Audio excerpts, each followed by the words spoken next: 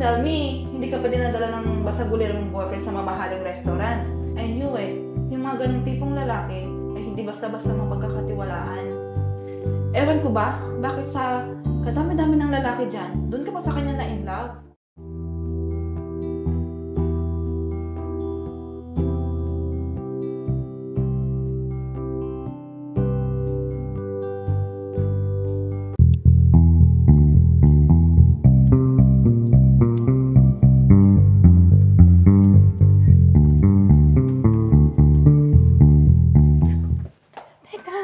Siya ba yung sinasabi mong boyfriend? Bakit gano'n ang itsura? Mukhang hindi mapagkakatiwalaan. Tsaka, sis, parang mukhang kawatan. Ano ka ba? Kahit ganyan ang itsura ni JR, mabait at mapagmahal siyang boyfriend. Huwag mo na siyang ipagtanggol. Basta ako, iba yung pakiramdam ko sa kanya. Kaya, ingat-ingat na lang, sis. Para na nga, baka kanina pa naghihintay si JR.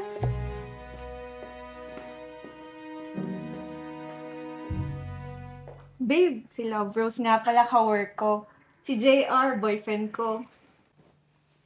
Nice meeting you. Tara, let's go.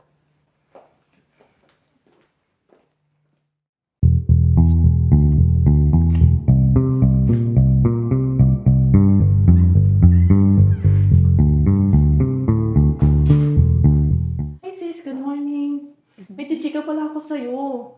Ang sweet ng boyfriend ko. Dadalhin na daw ako mamaya sa mamahaling restaurant. Anniversary kasi namin ngayon, sis. Di ba ang sweet? Wow, ang sweet naman. Sana all. Don't tell me, hindi ka pa dinadala ng basagulero mong boyfriend sa mamahaling restaurant. I knew it. Yung mga ganong tipong lalaki ay hindi basta-basta mapagkakatiwalaan. Ewan ko ba, bakit sa kadami-dami ng lalaki dyan, doon ka pa sa kanya na in love? Grabe ka naman. Kahit naman ganun ang itsura ni JR, matinong lalaki yun at mapagmahal. Tsaka, wala naman sa itsura yan, di ba? Kung nakikilala mo lang siya ng lubusan, makikita mo na mali lahat ng sinasabi mo. Whatever. Basta ako, mayroon akong boyfriend na bukod sa gwapo, may magandang posisyon sa trabaho, super sweet at galati pa. Hindi tulad ng boyfriend mo, nainitan yata. Puro basag ulo lang alam gawin.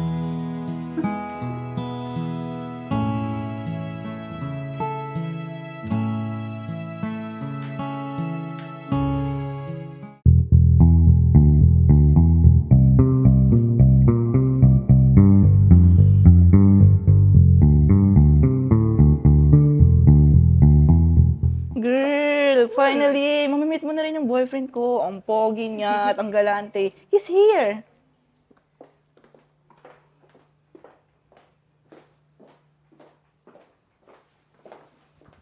Sinabi ko naman sa'yo na may importante pa akong lakad. Tapos magpapasundo ka pa. Eh may taxi naman, di ba?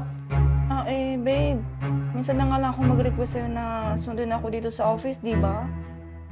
My goodness, Love Rose. Stop acting like a child. Alam mo naman, busy akong tao. Tapos puro ka drama. Sorry na, babe.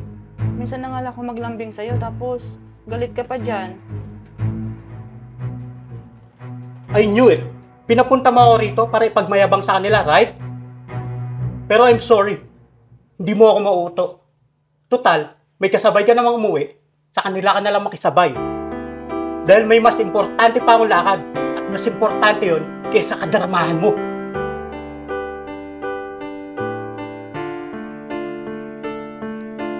Siya pala yung sinasabi mong boyfriend mo.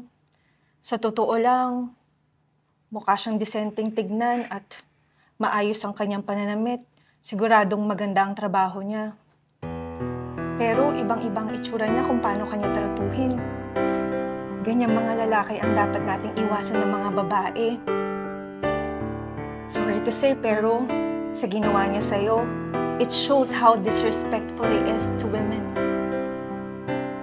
Actually, tama ka. Nahihiyala akong sabihin sa'yo yung totoo kasi makapagtawanan mo ako kasi nilait yung boyfriend mo. Pero ang totoo, kabaligtaran sila ng boyfriend ko. Dahil ba sa itsura ni JR kaya mo siya hinusgahan? Gaya nga ng sabi ko, mabait siyang tao. Actually, meron siyang business dito. Hindi lang halata sa pananamit niya. Pero I'm proud to say that at a very young age, he already put up his own business here abroad. At mahal na mahal ko ang kaibigan mo, Love Rose. Ito ko siguro ang itsura ko. Pero kaya kong panindigan si Steffi. Dahil totoo ang hangarin at pagmamahal ko sa kanya. Sorry ha, kasi hinusgahan kita base sa itsura mo. Pero ang totoo, ikaw yung may busilip ng puso kumpara dun sa boyfriend ko. Wala yun. Kalimutan mo na yun. Pero sana sa susunod, huwag basta-basta manghusga ng isang tao ayon sa pananamit at itsura nila. Ito nga pala, babe. Gift ko sa'yo. Uy, thank you so much, babe! Tara na nga, excited na ako i-unbox tong mga gifts mo sa akin. At ikaw, sis, sumabay ka na sa amin. Total, kasya naman tayo sa kotse ng boyfriend ko. Tara, let's go! Okay.